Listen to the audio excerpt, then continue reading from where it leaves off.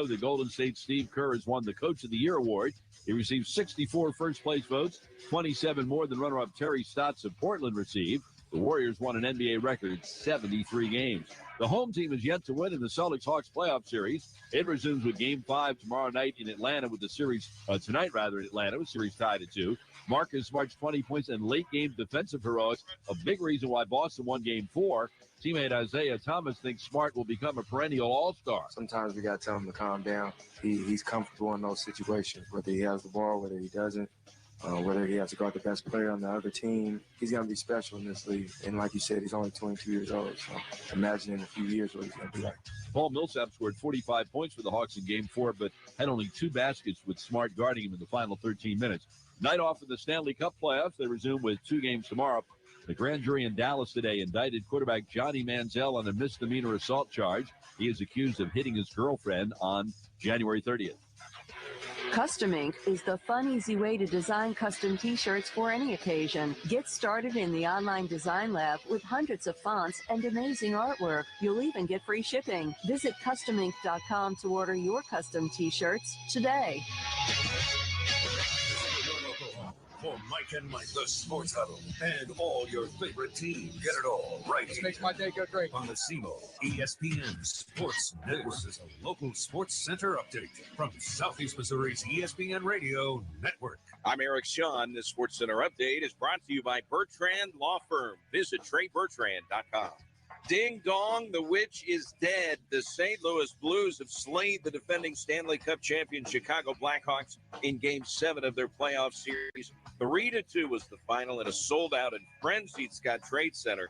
It was former Blackhawk Troy Brouwer that scored the game winner, breaking a 2-2 tie in the third period. Brian Elliott stopped 31 shots in goal. St. Louis now moves on to the second round for the first time since 2012. The Blues match up with the Dallas Stars Thursday or Friday.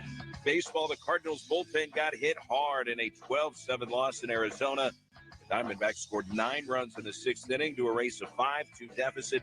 Matt Bowman, Kevin Segras, Seth Maness, Tyler Lyons all gave up runs out of the pen. Matt Holliday was removed from the game in the 3rd inning with what the team describes as cramps, but it was in his right leg, the same leg he injured twice last year with a quadriceps tear. Cards are 4 games behind the Cubs. Game 2 in Arizona tonight at 8:40. Carlos Martinez versus Shelby Miller. SEMO Baseball opens a 6-game homestand tonight with SIU Carbondale at 6 on ESPN 92.9. Get Sports Center updates every hour on Southeast Missouri's ESPN 92.9 FM and 1220 AM. The conversation has been growing about Wings Etc.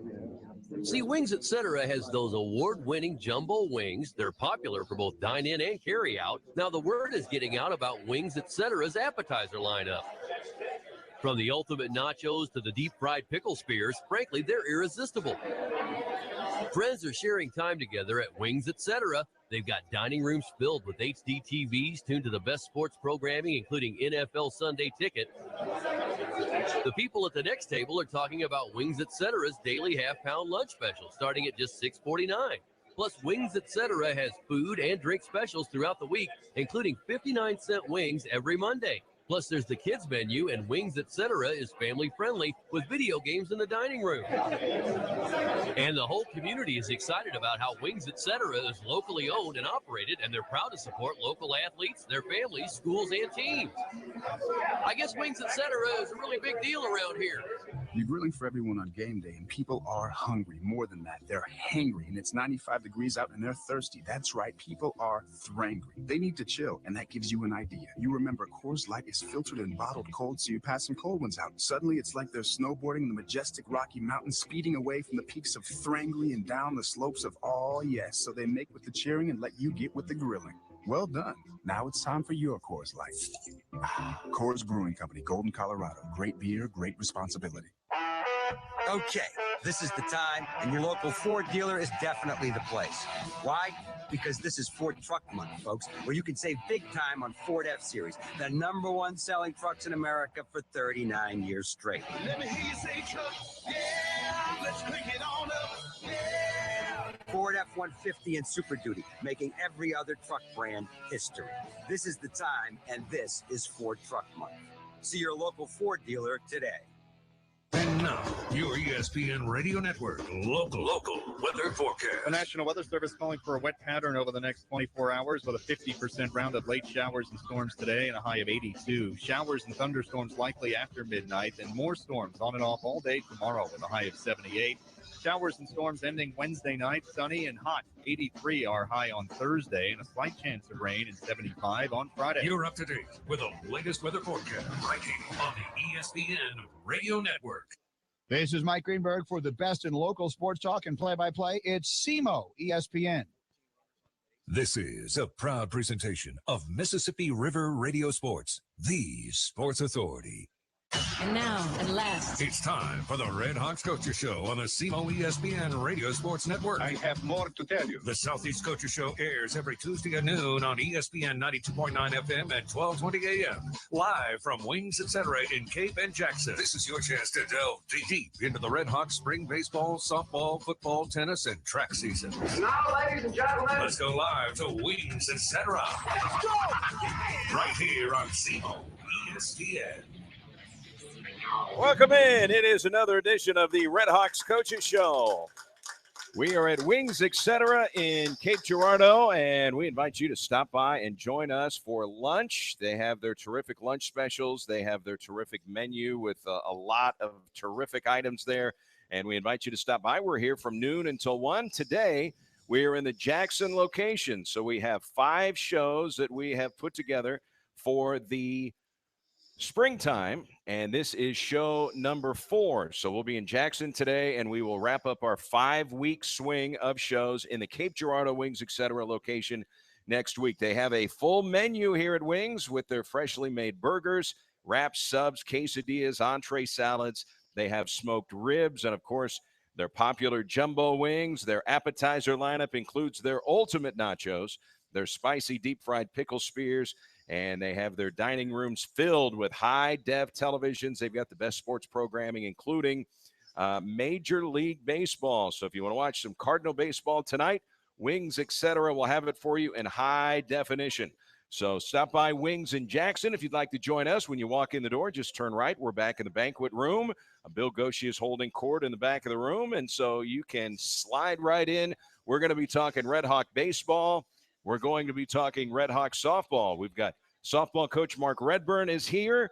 We've got Red Hawks baseball coach Steve Beezer and the reigning Ohio Valley Conference Pitcher of the Year, Joey Lucchese, is here.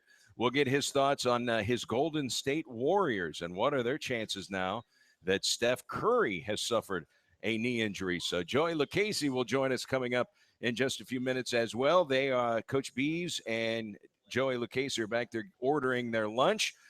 Softball coach Mark Redburn is here. Now, you've already ordered your lunch, and you got the bad news that we said, Coach, we're ready to go, and they just put your nice hot meal down in front of you. That's okay. I could probably stay away from the table a little bit if you haven't noticed. So missing a meal is okay. Well, it'll be here. It'll be there for you. Absolutely. And, we'll make sure that they take care of you here. You guys are getting set for, boy, normally you'd say, hey, what a big doubleheader you've got coming up. 19th ranked Missouri's coming in here, but all of a sudden we don't really know what's going on with the weather right now, right? Yeah, and it's just one of those things, with spring ball, and you do the best you can with it, and you prepare, but you can't control Mother Nature, and just one of those things. It doesn't look good. You'll have to make a call at some point before Missouri gets on the bus, right? Or are they planning on coming today? Are they going to travel day of game? I know that's usually how it goes. No, they just played last night as well, so I think they're kind of recuperating a little bit, and it's a short trip, so they were going to come over tomorrow. So we've been playing some phone tag, but right now we're pretty certain that it's probably going to get canceled. So it's probably a wash. We do know that the Red Hawk baseball game scheduled for tomorrow with Harris Stowe, that has been canceled. So SEMO Baseball will host SIU Carbondale tonight. It is a tailgate. Now, you guys are doing the tailgate over at Spring and Bertling as well, right? Yeah, well, that was we originally had it scheduled for the Arkansas, and the weather was an issue there. We ended up getting it in. We had to push it back a little bit, but we pushed the tailgate to tomorrow night. But looks like once again we're probably going to come up a little short with that. So now you've got games this weekend. Now, Austin P comes in here this weekend, and the weather for the weekend is looking like it might be a little squirrely. Yeah, and so juggling that as well. I've been on the phone with them, and we're trying to make arrangements, see if we can push that up. Maybe do a doubleheader on Friday and one on Saturday morning.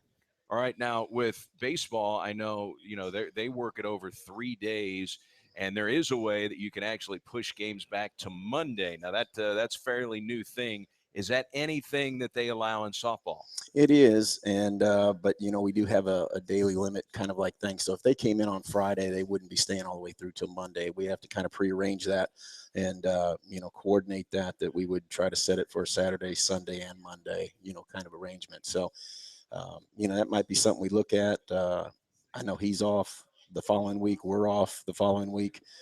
So that might be an option, but I'd rather get it in early. You got enough stuff to worry about other than playing weatherman and schedule maker, right? You gotta get on the phone with Austin P and then start talking about things. Hey, pull up the radar. Here's what the latest thing they're saying.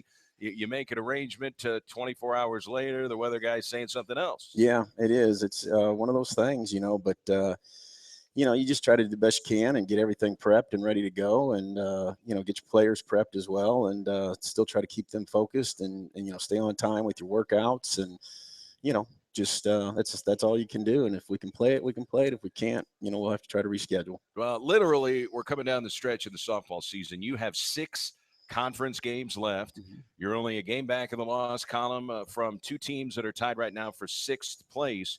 You really need to get these games in. Absolutely. Yeah, we do. And, we're going to do everything that we can to try to get those games in. Our infield and outfield, our surface is phenomenal. Our grounds crew people, they do a tremendous job. And, the type of surface that we have, even though we would have a tarp and all of that, can absorb moisture and, dries up really well. So, I think we're in pretty good shape. We just got to find that open window and we can get the games in. Red Hawks softball coach Mark Redburn is here. Now, one of the things that you don't want to have to deal with on a regular basis is injuries, and that's something that you are really dealing with. Now, we just had Riley Hayes on this show. She is a terrific player, terrific young lady, very articulate. We had a chance to talk with her. She's doing some writing for the Arrow at Southeast Missouri State. And she just suffered an injury. I know as she posted on her Twitter account, she got hit in the face with a softball, and now she could miss a little time. Is that right? Yeah, and she's been out. It actually happened a couple weekends ago over at UT Martin, and, she fouled one off her helmet, and her helmet cut the bridge of her nose. But she's a tough kid. She stayed in the rest of the games there on Saturday and also played Sunday, and came home on Monday. We practiced. She went back to her dorm, took a nap, and, woke up vomiting, and so they took her over to the hospital, and she's concussed, and so she's been out ever since, and has missed a couple of midweeks, and probably will miss this weekend. Keep Riley Hayes in your prayers if you would not mind. Concussions are a tricky thing, and there is strict protocol from the NCAA in terms of passing the protocol in order for an athlete to get back and become active again. Yeah, absolutely. And I went over and saw her in the emergency room there that night. They took her over, and, I know Riley pretty well, and she's a tough kid, like I said. And, just sitting there with her for a while, you can tell she was certainly hurting. And you're right. It's a funny thing because, during the weekend and the play and, Monday's practice and everything, you really wouldn't have noticed a whole lot, So I've learned a little bit about concussions now since then, and they're very, very interesting. So with her being a catcher also, it's not like you can kind of put her out there and hide her a little bit. She's got to be behind the plate for us. And, I mean, concussions are much more in the mainstream consciousness for people that follow athletics. The movie Concussion, all of the concussions that have been going on in the National Football League. But the manager of the St. Louis Cardinals, Mike Matheny, was a catcher. Absolutely. He literally had to retire because of concussions. This is a very real issue. Yeah, it is. And, I could see in our sport, people used to talk about the masks and everything like that, but I see more and more pitchers, going to masks. I see hitters now going to masks. And, one of the biggest reasons for that, and the reason that's different between baseball, is because, in softball, a pitcher can throw a true rise ball, and it truly moves up. It's got, 12 to 6 backspin on it. And so when it's moving up in the zone and it's running up and in on your hands or towards your face, and a hitter cuts across the ball, that's a lot of times when we see that ball, fall off the face. And in fact, last year we had one, Lexi Anderson did the same thing. So yeah, you see it a little bit more in softball, with that pitch, and it's certainly more prevalent. Now, over the weekend, you went on the Death Valley tour, Eastern Kentucky and Morehead State, and you opened My first trip. Yeah, you opened up with the toughest, team in the league other than undefeated Jacksonville. Jacksonville's 21-0, and you were playing Eastern Kentucky, just 4 losses in the conference. They have really gotten off to a hot start, and you split with Eastern Kentucky. That was a nice win. Yeah, absolutely. And I think that's just kind of been, kind of our entire season. We're so young. 5 of our 9 starters are either freshmen or sophomores. And I think that that's pretty indicative when you see young kids like that. And, 2 of those other 4 junior college transfers, so they're in here for the first time. But, you kind of see those inconsistencies. Both games against Eastern Kentucky, we out-hit them. We had them tied up 2-2 in the first game, ended up getting beat 4-2. But then we turn around and, beat them on the second game and, play Morehead the next day, and, just some little things that hurt us there a little bit defensively, and, get beat 6-1. And then in the second game, we turn around and we get beat 1-0. So I think that ends up being our 12th one-run loss, on the season. So, there's a lot of ways to look at it, but we tell our kids, yeah, you've had 12 one-run losses. But I prefer to kind of look at it with such a young group, somewhat inexperienced. And even our pitchers, our top 2 pitchers are freshmen and a sophomore, that we're right there. We're battling with everybody. And that's a positive, kind of sign and outlook, and what we're trying to really get our kids, to focus on, because obviously they want to compete, they want to win. But we just got to put it together in all facets. And, some days we get the pitching and the hitting without the defense. Some days we get the hitting and the defense without the pitching. And, we just got to find those days where we can put it all together. Well, you invite 8 teams to the OVC tournament. So 8 of the 12 make it. And statistically, when you're playing in conference, I mean, you're right there in the top 8 as far as tournament teams go. You've got the 5th best team batting average in the league. You're right there, 8th, barely. Could be in 7th, right behind Murray State, and team earned run average. So statistically, within the conference, you're right there as far as being a tournament team. Well, exactly, and that's what I was kind of saying. Everybody gets caught up in wins and losses, and I understand that. But I heard a great line. In fact, my wife came home and shared this with me because she knows me pretty good, obviously. But she says, we're trying to build a program, not a season. And everybody gets caught up in wins and losses, but for us, we got to look at how are we. Statistically with the other teams, are we in each game? Are we competing? And again, the positive thing is that we're so young and inexperienced that we're right there. And, there's numerous other categories where we're 3rd or 4th or 5th in the conference. Actually, overall, I think we're 11th in the nation in double plays turned. And if we compare to last year and how well we had last year, right now we're only 10 home runs behind what last year's team was. And we've already surpassed last year's stolen base mark. So we're doing some things really well. It's just everybody always wants to get caught up in what their overall record is. Well, when you're building a program, one of the things that you're going to have to deal with right away is youth, certainly, and being able to build depth quickly. That's hard to do. Yeah, exactly. And when you have some changes and that sort of thing, you're trying to, recruit. And softball's so much different than baseball, because in the softball world, kids are verbaling to schools as freshmen and sophomores. And you're even starting to see it. It's compared to almost like AAU basketball, where you're even starting to see some of these 8th graders starting to verbal. And I know in baseball, for the most part, there's so many kids out there, they're not doing it really until that, summer before their senior year. So what I mean by that is that, we had to get out in front. And so we've got, our next year's class coming in, and we've got 8 kids coming in.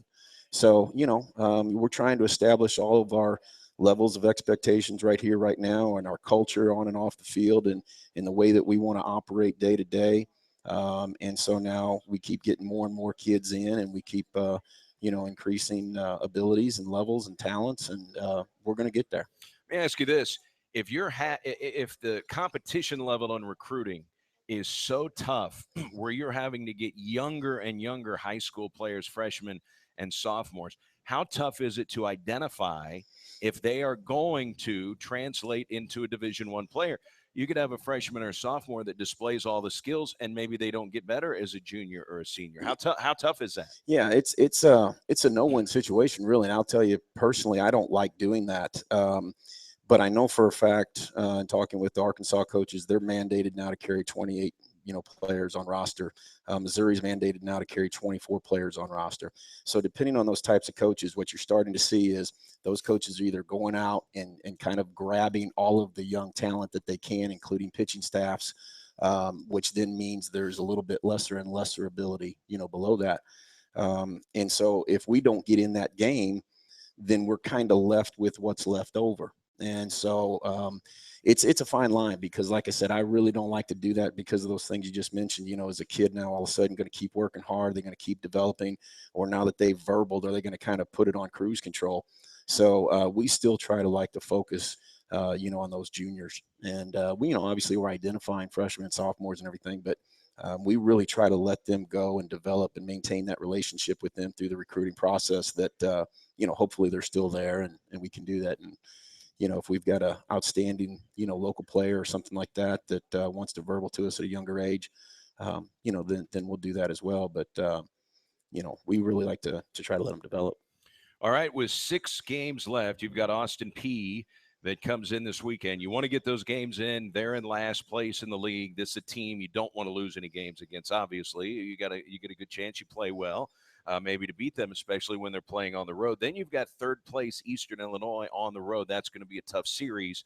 But one more, looking at the way the standings are set up, Murray State, Belmont, they're a game in front of you. Belmont still has a series at Jacksonville, who hasn't lost a game.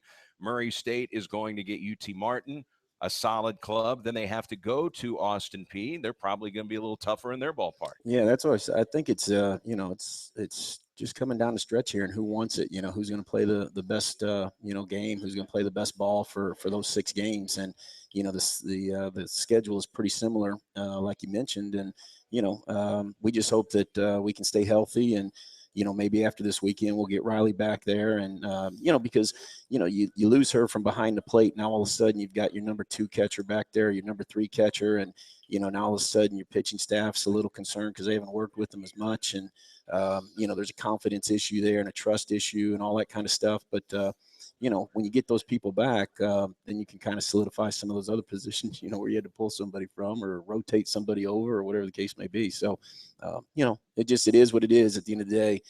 Bottom line is you just got to go out and play ball. And when you are dealing with injuries, then your depth is tested, and you give an opportunity for a player maybe to step up and emerge. And it looks like Abby Tillotson is one of those who has emerged. She had a big weekend for you, hitting .359. Has she been a nice surprise for the team? She really has. In fact, Abby's from up in the St. Peters, Missouri area, Fort Zumwalt North High School kid that actually went down to Three Rivers Community College last year and transferred to us at semester. And, we always talk to our kids about your moment of opportunity and be ready for it. And she certainly has. And she had a great weekend, went 6 for 8 over the weekend with 4 walks. And so that's been a nice little, addition for us, and has helped out, like I said, both behind the plate and at third base. Senior Haley Crack trying to literally limp her way through to the end of the year. She's got a knee injury. She's got a bad knee, and it's just one of those types of things you can't really do much for it, and too much physical activity and it swells up, and she's good for one game and has to maybe DH the second game or vice versa. So you just do what you can, and like we said, all those players, you just keep working hard every day in practice, and at some point in time, their moment comes. Savannah Carpenter's really having a nice year for you, Coach. Yeah, Savannah, and again, another kid that's so tough. She's a senior for us. She played third base last year when, she had a partially torn labrum, but she's just that kind of a kid that's not going to come out. So this year we put her over at first, thinking Haley there at third base, but she took a pitch off her fingers while at a bat, but she wasn't going to come out. So they reconfigured some sort of a makeshift partial cast that goes over her fingers when she's batting. And then they got to quickly cut it off before she goes out into the field defensively. Wow. But yeah, she's over there at first base. She's digging balls out of the dirt. And again, just a testament to the type of toughness and, a kid that actually loves the game. And she knows that in a matter of a couple of weeks, her collegiate career is coming to an end. And so you feel sad, or, you feel for those kids. You want to see them go out on top, and, we're doing everything we can to help her get that. So 6 games left. It looks like the Missouri doubleheader, unfortunately, the 19th ranked Tigers are probably not coming here because of the weather.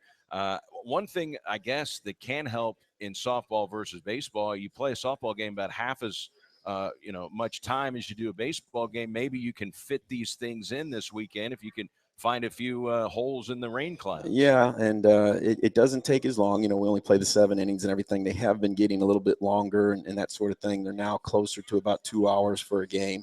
But yeah, certainly not the length of, a baseball game or anything like that. But, a team coming in and staying for a couple of nights certainly gives us some options, whether they come back later in the day or we have to push and play 2 the next day. So, yeah, we're fortunate in that regard. All right, what's the message to your team here? You have 6 games left, only 1 game back in the loss column. You can't control what the other teams are doing. All you can do is control what you're able to do. Well, it's still a process of building, and yet that's even part of it. The mental side. We tell our kids all the time, that you got to play 21 outs, and it doesn't matter if you're on top. You got to finish it out. If you're behind, the game's not over until that 21st out occurs. And so it's kind of the same thing here with this. We've got 6 conference ball games, and we're going to play this thing out all the way to the very end. And at the end, we'll see where it stands. But we're not rolling over and we're not giving in. We're not going to, just try to finish the year out. We're going to try to go out there and compete and win to the very end. Still alive for a berth in the OVC tournament. Redhawks will be hosting Austin Peay this weekend. And stay tuned at GoSoutheast.com and on Twitter. They'll let you know just exactly what the weather's doing and if we get any schedule changes. Best of luck on the weather and best of luck on this final push to make the OVC tournament, Coach. Well, thank you very much. I greatly appreciate it. All right, thank that's you. Coach Mark. Well, we're going to ask you one more thing Okay. now. Cardinal fans here are familiar with the Buck family, Yep. Joe and Jack Buck. Your sons' names are Joe and Jack. I Yes. thought that was interesting. Yes, thank you. Joe's our oldest son, and he plays college baseball, and he's a middle infielder, and don't get a chance to see him play a whole lot and see some stuff on the computer and everything. But Jack, he's our senior in high school. He'll be attending SEMO next year, and yeah, they're great kids, work hard in the classroom, and so I can't say enough. Very proud of them. All right, Coach. Thanks again. Thank you. I appreciate it. All right, Thank that's you. Coach Mark Redburn, Redhawks softball. And again, it looks like the Missouri game or the doubleheader tomorrow is probably going to be a wash unless something drastic happens with the weather. And then Austin Peay will be in here for 3 games this weekend. And get out and watch some Redhawks softball. Let's take a quick time out here. We're at the Wings Etc. location in Jackson. Redhawks baseball coach Steve Beazer will join us. How about the weekend for the Redhawks down in Jacksonville? We'll talk it over with Coach Steve Beazer, and Joey Lucchese, the reigning OVC pitcher of the year, joins us a little bit later on as well. It's the Coaches Show. We're at Wings on SEMO ESPN.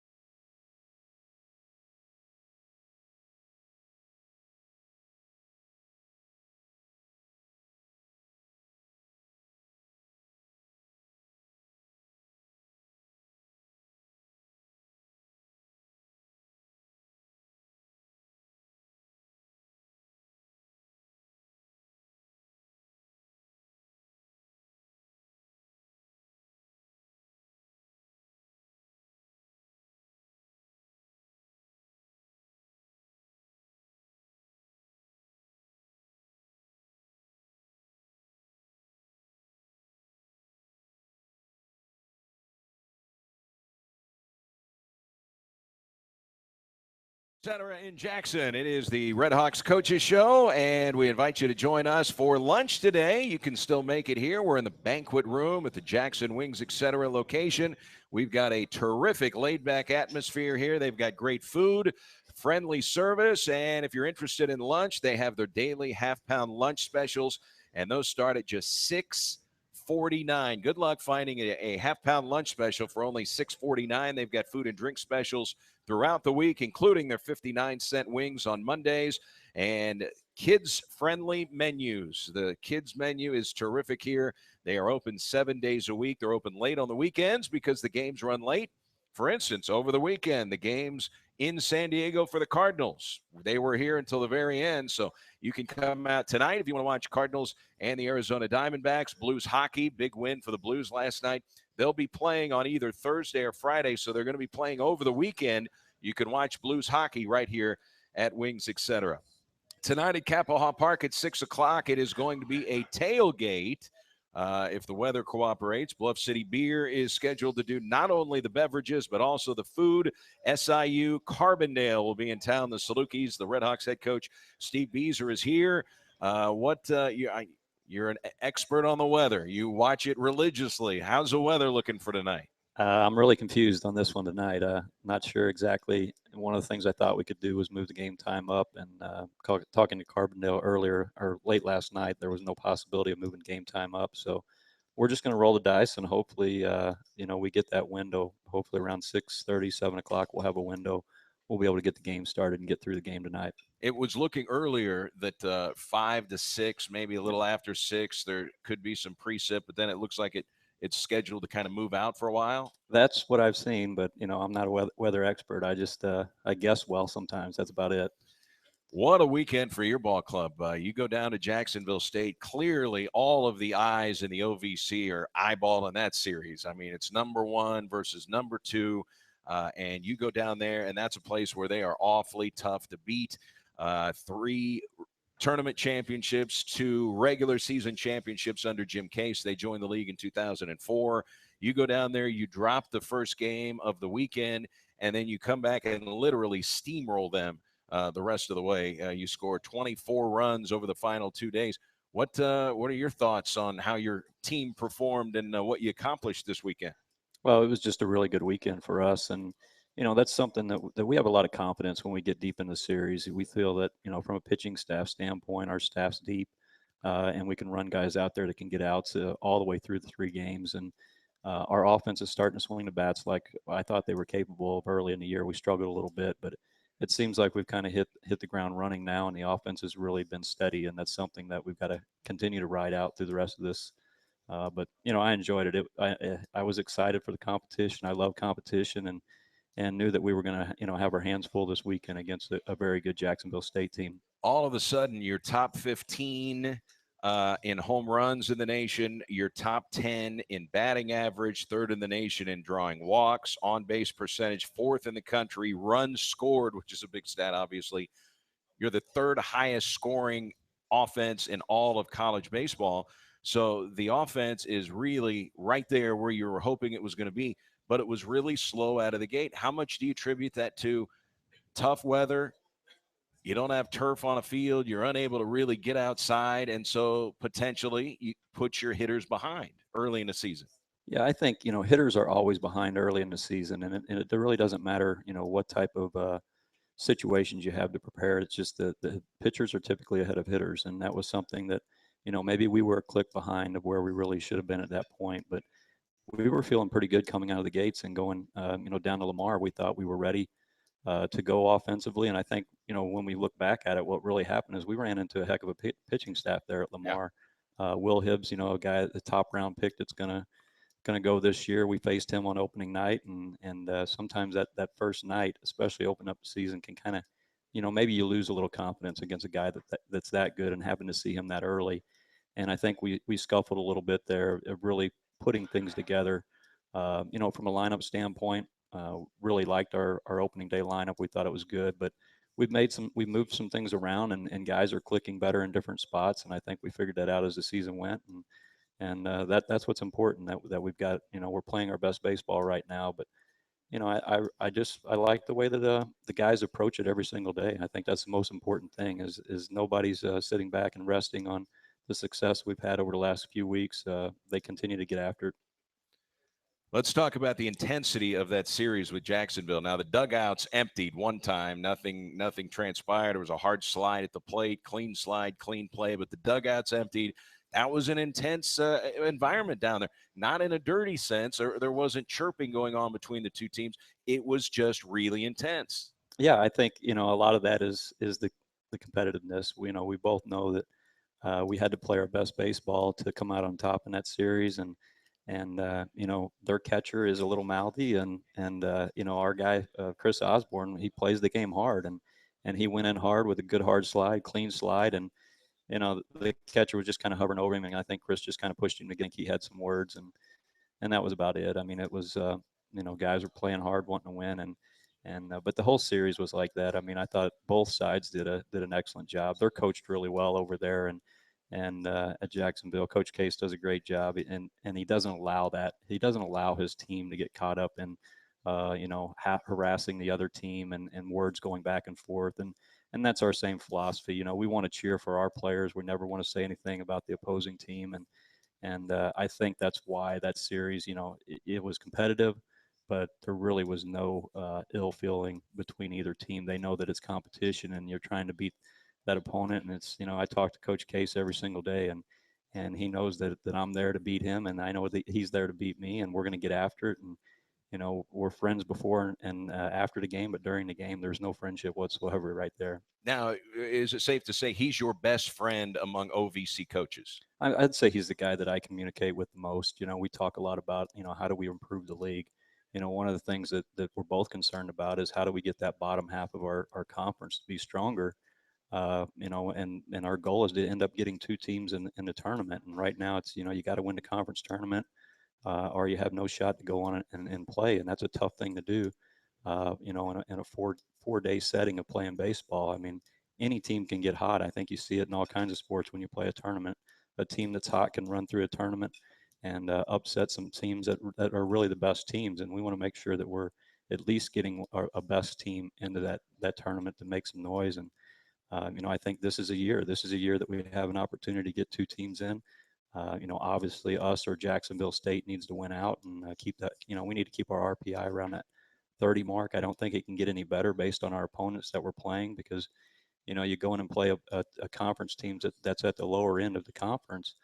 We went in and swept the team and dropped 20 points in RPI. So that's, you can't control that you have to play your conference schedule.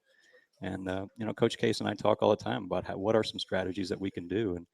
And he's talked about some other conferences that he's been in. And, they get together and they try to, they tell teams how you should schedule.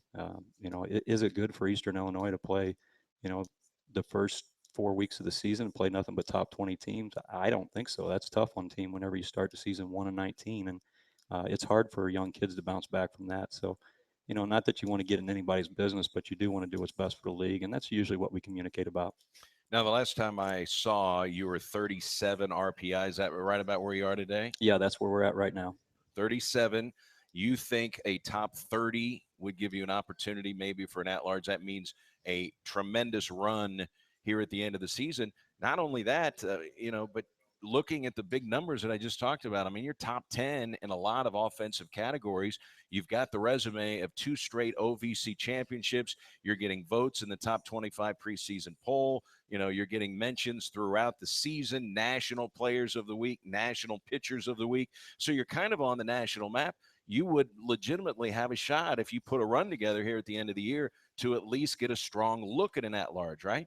Well, I think so, and we pay attention to the podcast, Division I baseball, and what they're talking about, and they've mentioned that obviously a really strong run, and that's talking like a 14-1 finish or 15-0 finish, that's really hard to do in baseball. But I don't think it's impossible with the team that we have and with the players that we have that they're not going to take anything for granted. We got a super tough game tonight, and that's the most important thing on the schedule is tonight's game, and we got to take care of one of them at a time. But I think a push like that could really, it could make some difference. I think when you look at the numbers, you can go back for the last 3 years, and we are the number 1 scoring offense in the country over the last 3 years when you combine those 3 years. So they have to take that into consideration. And now the fact that when you look at our weekend rotation and we've got, 3 solid guys, very seldom do you see a mid-major that's got 3 guys that have 10 starts, 10 starts, and 10 starts. You always see that mixture. And we've had to do it in the past where, there's always one guy you're kind of throwing in there. You got 2 guys, but you just don't have that third guy. But we've been really consistent from a starting standpoint, and our starters have been really good for us. And we've got a little pitching depth. So, we got to go out and play and see what happens the rest of the season. I think this stat speaks to your pitching depth. In the last 8 Sundays that you have played, you are 8-0. That's Robert Beltran pitching on Sundays and winning a lot of games. He's now 6-1. I mean, you're a closing team. You're a team of closers winning the final game of the series. Yeah, I mean, I think there's 2 things there. Number one, that Robert Beltran can pitch as a number 1 on a lot of staffs, but number 2 is the fact that our offense is pretty good. And when we get to face some second-tier pitching, when they get to Sunday, we're usually pretty explosive and able to score a lot of runs, and that helps us win Sunday games, and that's why I think we've been successful on Sundays. Now, the last time we talked about a long hitting streak for a Red Hawk baseball player was 2014. When Derek Gibson put together a 28-game streak. Prior to that, of course, the 47-game streak Kenton Parmley had, third longest in the history of college baseball. All of a sudden, Garrett Gandolfo has hit in 20 consecutive games. Last week, he was the OVC Player of the Week. He's hitting .375. He had a 5 RBI game for you Sunday to put the Gamecocks away.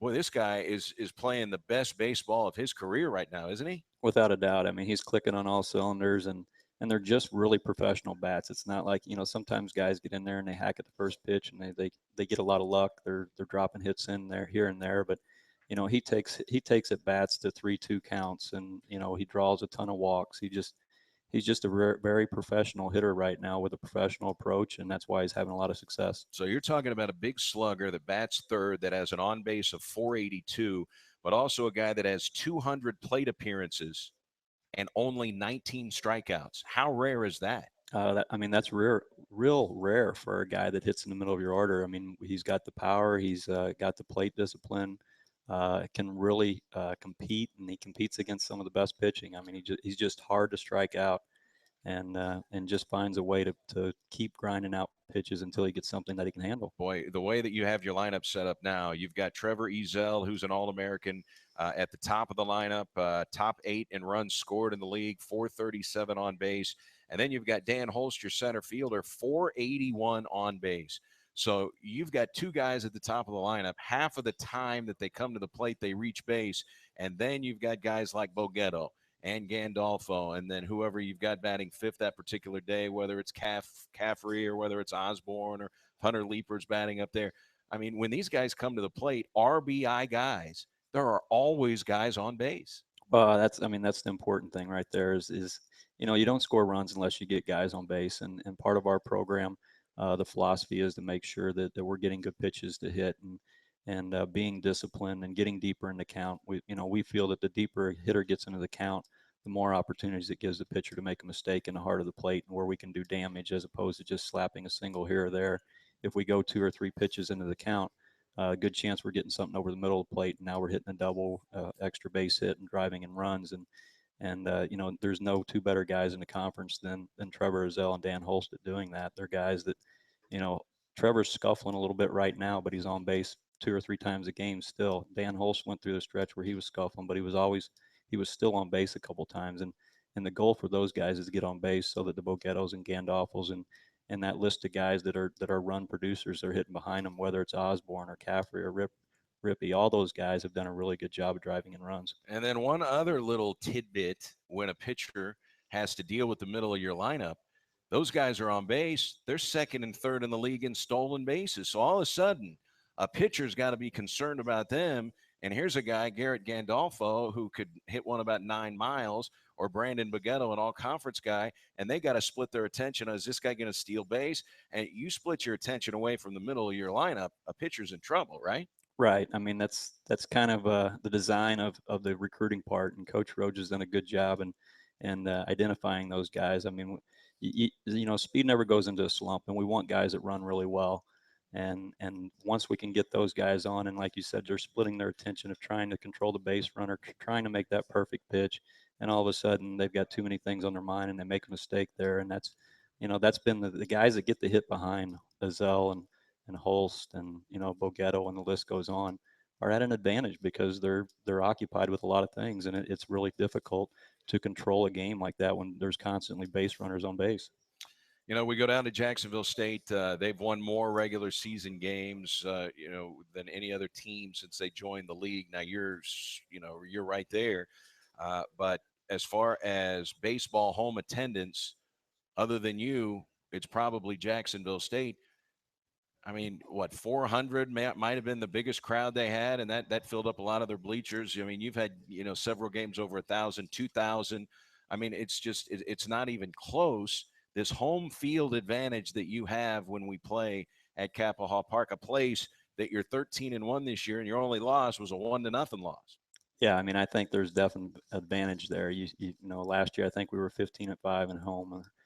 This year we're 13-1 right now. But the excitement that our players, they get to be in an atmosphere that just draws excitement. And they get up to play and they want to put on a good show. And I think that gives them that extra adrenaline when they walk in on game day, knowing that people are going to be there to support them, and then going out and playing their best. But Capitol Hall is a great venue for us to play our games at, and the community supports us outstanding with with all the things they do, from Bluff City Beer tonight coming out and sponsoring to the River Eagle and Cofelds and all those groups, and Jimmy John's, all Wings, etc. All those people that come out. You got all the mentions in. Nice work. I hope I got them all. Nice but work. I know that there's a lot of people out there that really support the program, and I know our players.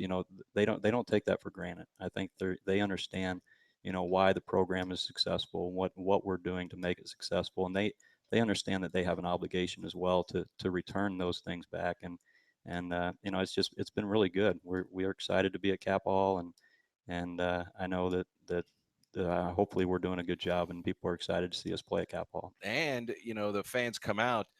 Obviously, they love to see a winning team, 28-6 over the last 2 years at Capitol Hall. So when they come out, they usually don't see very many losses. But you play an exciting brand, as you mentioned. Last 3 years, you're the highest scoring team in baseball. You're top 10 in home runs.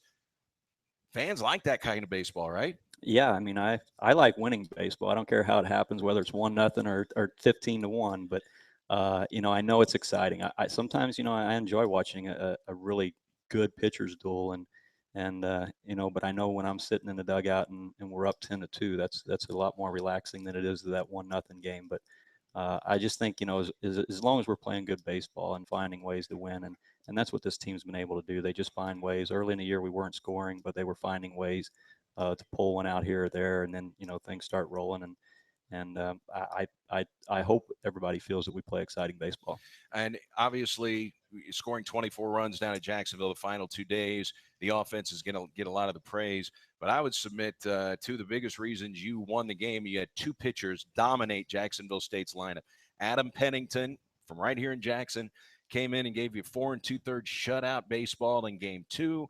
And then Robert Beltran gave up 2 runs in the first inning and then shuts them out over the next 7 innings. Those two pitchers were as big a reason you won that series as anybody, right? Right. I mean, that's those two guys. I mean, they're guys that's got one more year left after this year. I'm excited, for them to have them in our program. But they've done such a great job of just, first year in the program, adjusting and adapting to what we do on a pitching standpoint. And, Coach Rhodes has a lot to do with that. He works hard with those guys and keeps them educated with a scouting report, keeps them up on everything, and works with them, daily. So, those guys have really made a huge push in game 2 and 3, and that's what allows your offense. When your offense sees a guy out there throwing really well, they start relaxing a little bit and saying, "Hey, if we can just get a couple runs here, he's going to control the rest of the game." And that's what Pennington did on Saturday, and that's what Beltran did.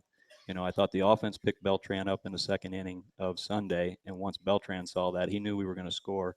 He relaxed, and now our offense relaxed, and then you get the big score.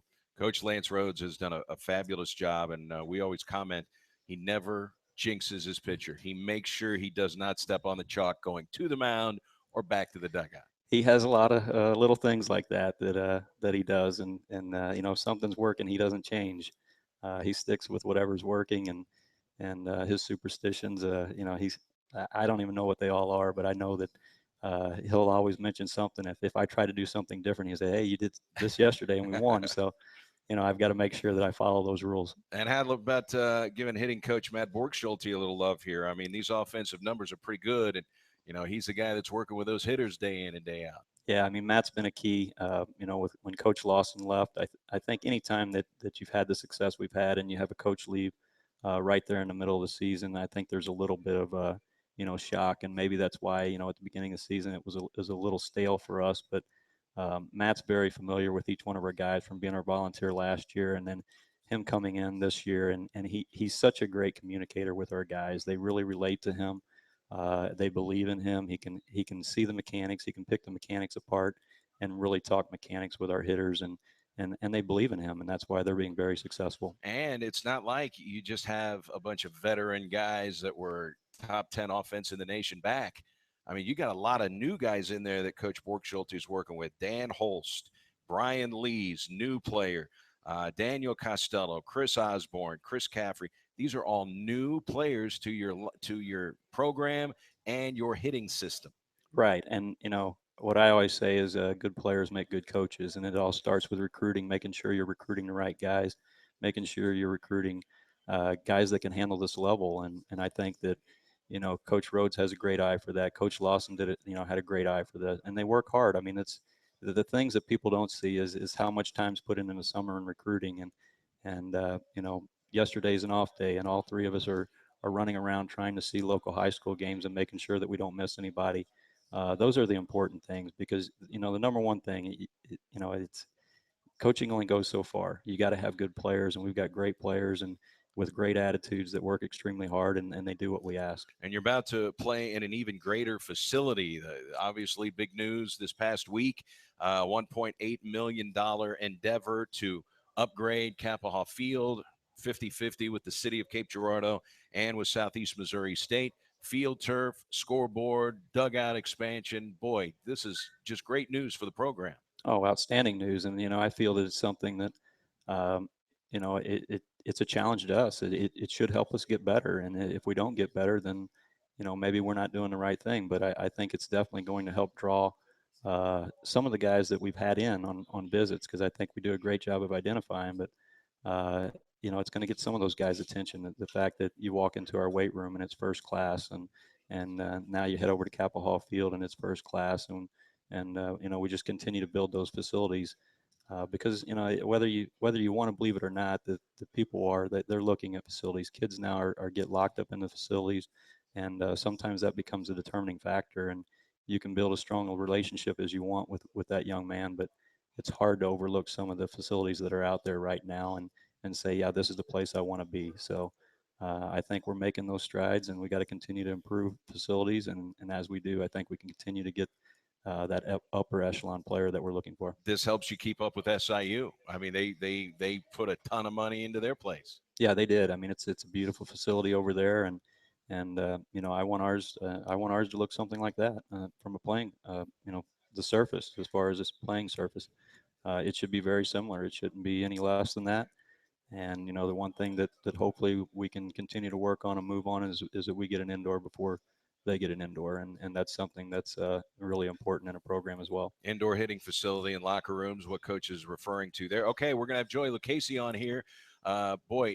Pro scouts at every one of his starts. I know the last one he had at Kappaugh Park against Eastern Illinois, he was pitching 91 to 93. Scouts were excited.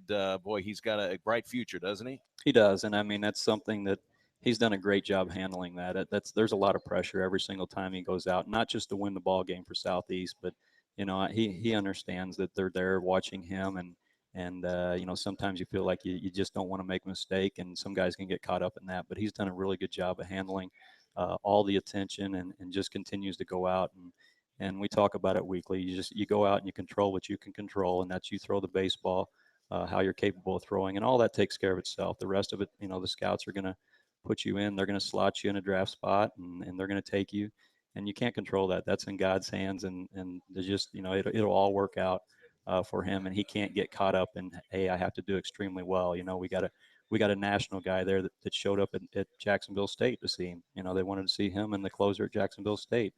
And, I don't know that I didn't tell Joey that, but I knew he was going to be there.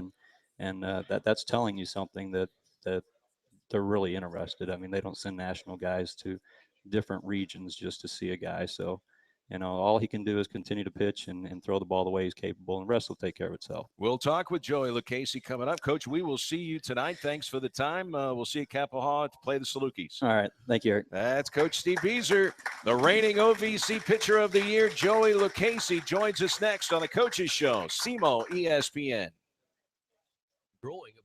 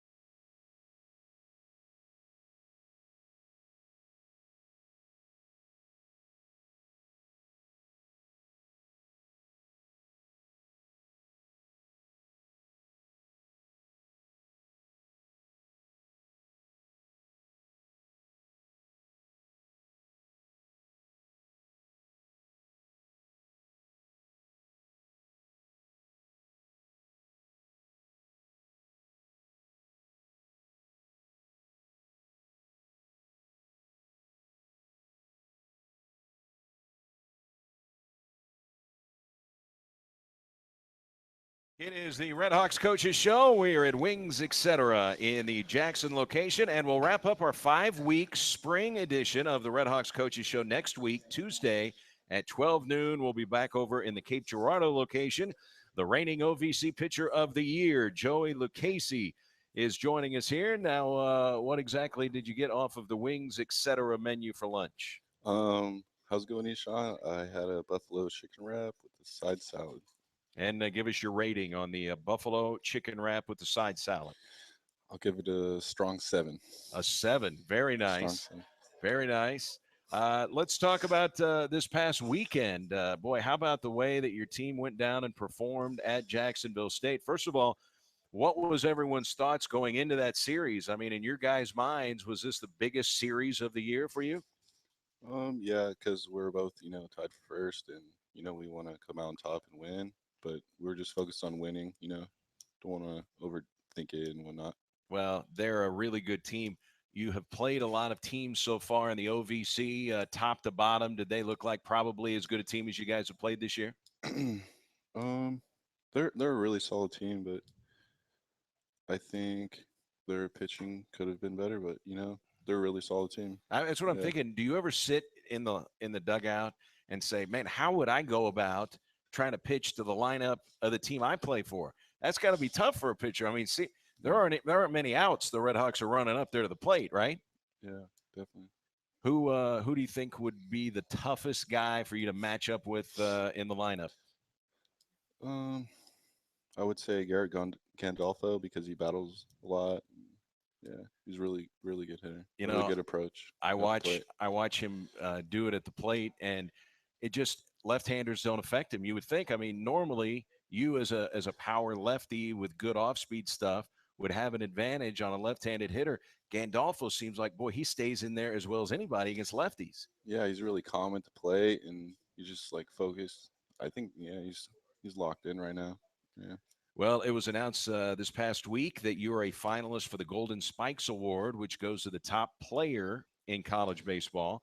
You're also a finalist for the National Pitcher of the Year in college baseball. That's got to be pretty neat. Yeah, it surprised me. I'm really honored. I'm not going to think about it too much. Just keep working hard, and keep performing. Hopefully, it would happen. But really happy to hear. When did you start playing baseball, and were you always a pitcher? I used to play first base and outfield a lot, but pitching was mainly what coaches thought I was best at. Now, let me ask you about your motion, because anybody that sees your motion, it is a very different type of motion. Now, you're from California. Yeah. It's got a little Clayton Kershaw to it. Not exactly like Clayton Kershaw, but there are little teases of Clayton Kershaw in your motion. Is that an accurate statement? Yeah, I would say so. I've got that reference a few times. Are you a Kershaw guy? Do you Oh, yeah. ever, Yeah, I'm a Kershaw fan for sure. Yeah. you see any stuff that he does in his motion that you've kind of adapted? Because I know sometimes your teammates, I think Rippey has a really good Joey Lucchesi impression that he does. He always tries to impersonate me before games. Like, hey, do I got it down? And he always, I don't know, he's a silly guy. But yeah, he, you know how he comes out of the stretch, that brings his hands down, I guess, like out of the windup. I guess we're similar that way, if you were to say. And Yeah. I would think that just with the way that you do that, sometimes maybe it could throw off a hitter's timing. And it looks like you hide the ball really well. Is that something that as a pitcher you try to do, hide the ball as best you can? Yeah, definitely. I don't want him to know what I'm throwing. So, yeah. You know, one thing I've noticed is your ability to slow down the running game and your move to first base. It looks like you worked on that a lot in the offseason, because we see a lot of guys that will take a lead at first base. You go into your pitching motion, they're headed back to first base, and you're throwing it to the plate.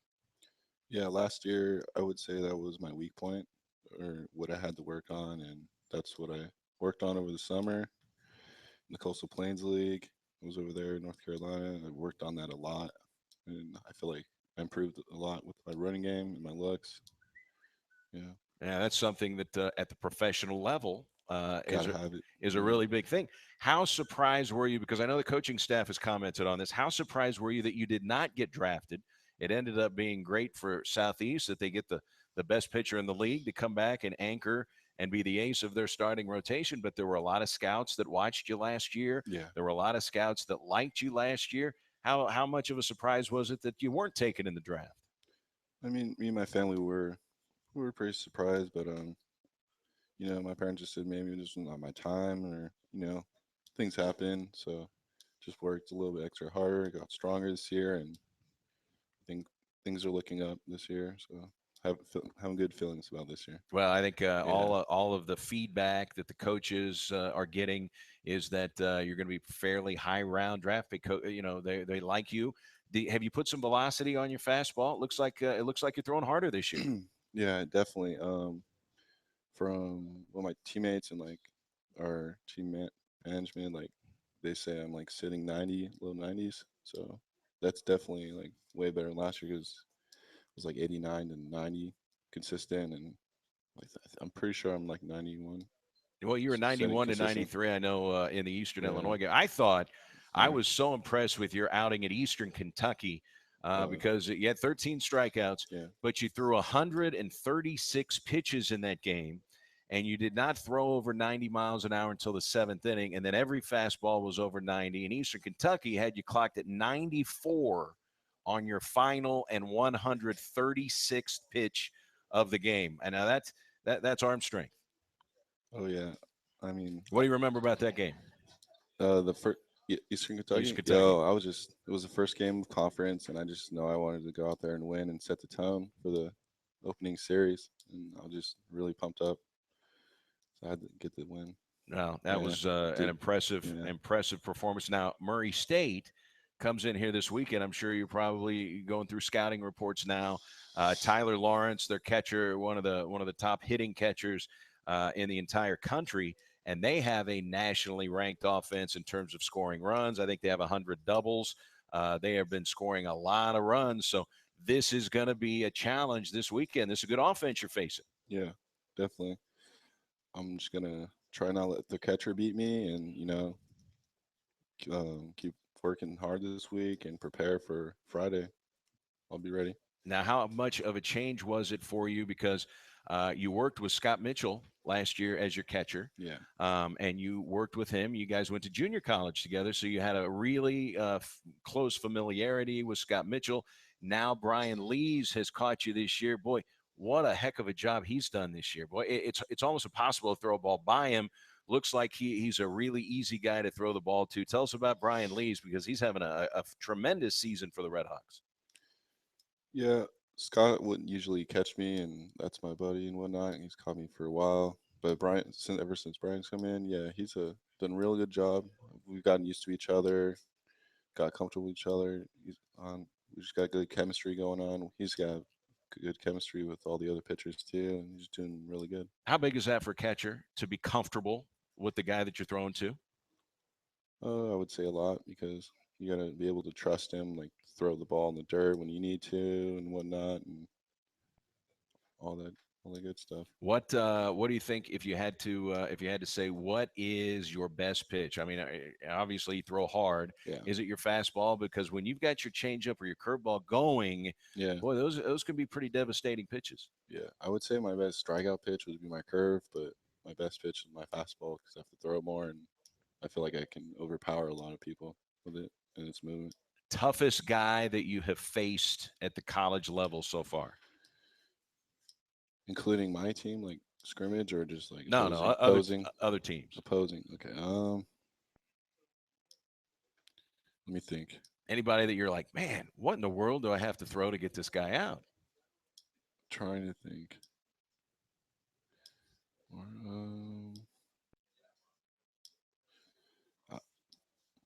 I don't know. I don't like a couple hitters battle with me, but I don't know. I haven't really like said to myself, "Wow, he's really hitting me," But I don't know. I can't really name. Well, maybe this weekend we'll see how Tyler Lawrence does. But I got a feeling, does a guy amp it up when you know, okay, this is their guy, this is their All-American or their All-Conference guy, or this is their star hitter? Is there an extra gear that you can reach back, an extra fastball maybe that you can reach back and grab when you need to against a big guy in a big spot? Yeah, I can pump it up like in situations where I'm just trying to. He's battling me for a while. I'm like, all right, I got to get this guy, and I'll just rear it back a little bit extra, I guess. Yeah. All right. Now you said that you're a Kershaw fan. Are you a Dodgers fan or what? Who? I'm an A's fan. Oakland A's. Okay. Yeah. Well, we watched Moneyball on the way down to Jacksonville on the bus. So you had to love that was the movie selection. Yeah, I've seen that movie a lot. Like, I don't even have to like watch it, and I can hear it. I already know what scene it is and whatnot. Yeah. Great movie. Good movie. Yeah. Now you are on Twitter. Okay. Yeah. Now you've got a great Twitter handle. It is fantastic. So let everybody know what your Twitter handle is. Maybe we get you a follower or two. My Twitter handle is at Joey Fuego 44. At Joey Fuego, Fuego 44. At Joey Fuego. That's right. Where did Fuego come from? Last year, me and my teammate Ryan Rippey, he wanted me to make a Twitter because he thought I would tweet some really funny comments and whatnot. And we're trying to think of a nickname on the bus, and we just started mixing names together, and then that just clicked and stuck, and I just made it my name. So you credit Ryan Rippey with helping you come up with Joey Fuego? Yeah, combination of both, but yeah, he was in there.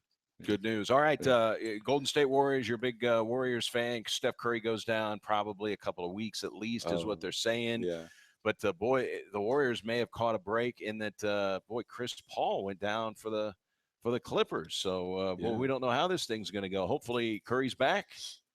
Yeah, I was hoping the Warriors would play like the Thunder, but now I'm just hoping they play the Clippers because Paul's hurt and they got both injured point guards. Looks like an easier series, right? Until Curry comes back, give him enough rest and he'll be back, and we'll just beat everyone. Now, I grew up a Bulls fan, so I watched the 72-win season. Yeah. As a Warriors fan, how cool was it for you to watch the 73-win season? It's awesome. A lot of people like telling you they're not going to do it, and they do it, and it's really cool to watch. That's when you have to get on Joey Fuego 44 and let these people know how good the Warriors are. Yeah, gotta let them know. All right, it has been fun watching you pitch. A lot of big games still to go. We'll see you this weekend as Murray State comes to town, and you battle one of the top offenses in the OVC, and we'll see you at Capitol Hall Park. Thanks so much for joining us. Sean. All right, Have a good that's day. Joey Fuego joining us on the Red Hawks Coaches Show. That's going to do it. We'll get you back into ESPN radio programming. Don't forget our final Coaches Show of the spring next Tuesday at noon. We'll be at the Cape location of Wings Etc. Thanks to Coach Mark Redburn and Coach Steve Beazer. Don't forget, Red Hawk baseball tonight, 6 o'clock, the Salukis, and it will be a tailgate with Bluff City Beer, 6 o'clock at Kappaha. We hope to see you then. So long, everybody, from Wings.